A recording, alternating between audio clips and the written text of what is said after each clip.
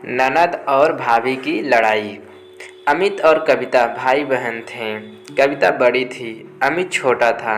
दोनों के माता पिता का स्वर्गवास हो चुका था। कविता एक ऑफिस में काम करती थी, उसका भाई अमित कॉलेज में पढ़ता था। एक दिन अमित ने कविता से कहा, दीदी मुझे कॉलेज की फीस देनी है, मुझे कुछ रुपए चाहिए। कविता ने कहा, अभी तो मेरे पास पैसे नहीं हैं, कल तक मैं तुझे पैसे दे दूंगी। कविता ऑफिस से एडवांस मांगकर अमित को पैसे देती है। वह अपने भाई को अफसर बनाना चाहती थी, इसलिए वह दिन में ऑफिस में काम करती थी और शाम को एक घर में काम करती थी। कुछ दिन बाद अमित की पढ़ाई पूरी हो गई। एक दिन अमित ने घर आकर कविता को बताया, दीदी मुझे बहुत बड़ी कंपनी में मैनेजर की नौकरी मिल गई है, अब तुम काम करने नहीं जाओगी।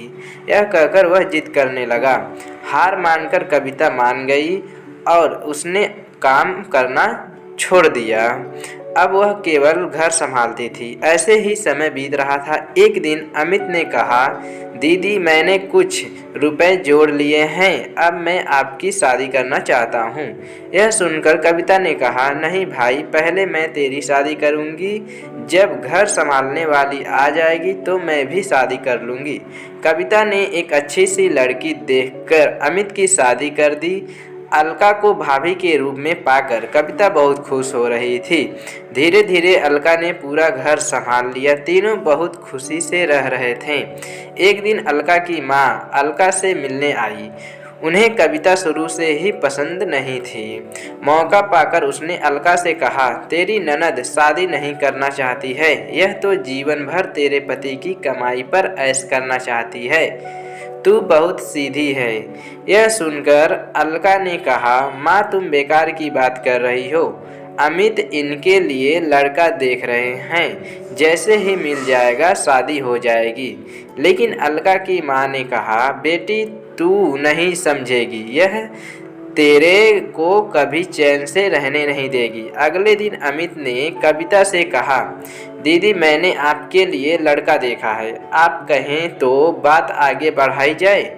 लेकिन कविता ने कहा, नहीं भाई, मैं अभी शादी नहीं करना चाहती, जब करनी होगी तब आपको बता दूंगी।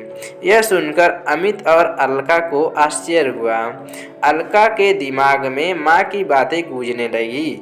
उसके बाद अलका का व्यवहार कविता के लिए बदल गया। वह अमित को सामने कुछ नहीं करती, लेकिन अमित के जाने के बाद कविता से छोटी छोटी बात पर लड़ती रहती थी। एक दिन कविता कहीं गई थी। अकेले में अलका ने अमित से कहा, दीदी शादी क्यों नहीं करना चाहती? कहीं ऐसा तो नहीं तुम्हारी बहन हमेशा हमारे ऊपर बोझ बनकर बैठी रहे? यह सुनकर अमित को बहुत गुस्सा आया। उसने कहा, खबरदार मेरी दीदी के बारे में कुछ कहा तो वे जो चाहेंगी वही होगा।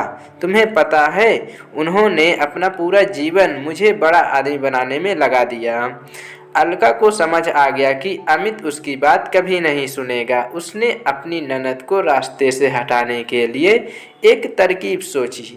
एक दिन अलका ने कविता से कहा, दीदी काफ़ी दिनों से मैं कहीं बाहर नहीं गई हूँ, कल हम मंदिर चलते हैं। यह सुनकर कविता बहुत खुश हुई। अगले दिन दोनों मंदिर में पहुँच जाती हैं।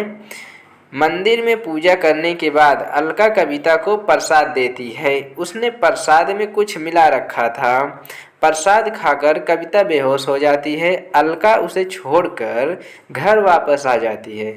उसे लगता है जहर मिले प्रसाद से कुछ देर में कविता मर जाएगी। कुछ देर बाद कविता को होश आता है, लेकिन वह अपनी पिछली जिंदगी भूल गई थी। वह मंदिर में बैठकर रोने लगती है। शाम को जब अमित घर वापस आकर अलका से कविता के बारे में पूछता है तो अलका कहती है, दीदी तीर्थ यात्रा पर गई हैं, कुछ दिनों में वापस आ जाएंगी। तब अमित कहता है, दीदी मुझे बगैर बताए अचानक कैसे चली गई? वह परेशान हो जाता है, लेकिन अलका उसे समझाकर शांत कर देती है। इधर कविता को उसी मंदिर के पुजारी मंदिर में स्थान दे देते हैं वह दिन रात मंदिर में सेवा करने लगती है। मंदिर के सभी भक्त और पुजारी कविता का बहुत ध्यान रखते थे। ऐसे ही समय बीत रहा था, लेकिन कविता को पिछला कुछ याद नहीं आ रहा था। काफ़ी दिन बीत जाने पर अमित कविता को ढूंढने निकल गया। वह कविता को ढूंढता रहा, लेकिन कविता कहीं नहीं मिली।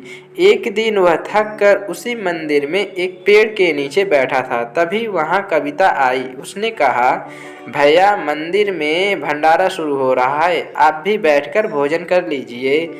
कविता की आवाज़ सुनकर अमित चौंक गया। कविता को देखकर वह रोने लगा। तब कविता ने कहा, भैया, आप क्यों रो रहे हो? तभी वहाँ पुजारी बाबा आ गए। उन्होंने अमित से पूछा तो अमित कविता के बारे में बताया। पुजारी बाबा ने कहा, ये लड़की यहाँ बेहोश मिली थी। होश आया तो इसे कुछ भी याद नहीं था। अच्छा हुआ तुम मिल गए। इसे अपने घर ले जाओ। भगवान ने चाहा तो वहाँ जाकर इसकी याददाश्त वापस आ जाएगी।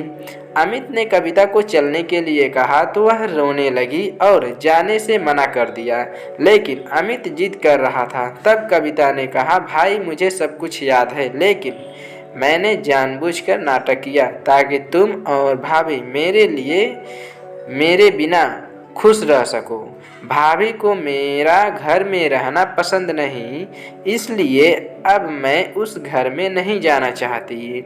यह सुनकर अमित रोने लगा और कविता से बोला, दीदी, अगर आप घर नहीं चलोगी तो मैं भी यहीं रहूँगा। उसकी बातें सुनकर कविता घर आने के लिए तैयार हो गई, लेकिन उसने अमित से कहा, मेरी एक शर्त है, तुम भाभी पर गुस्सा नहीं करोगे। अमित मान गया और कविता को लेकर घर गया। कविता को देखकर अलका सहम गई। वह रोने लगी और उससे माफ़ी मांगने लगी। कविता के कहने पर अमित ने उसे माफ़ कर दिया।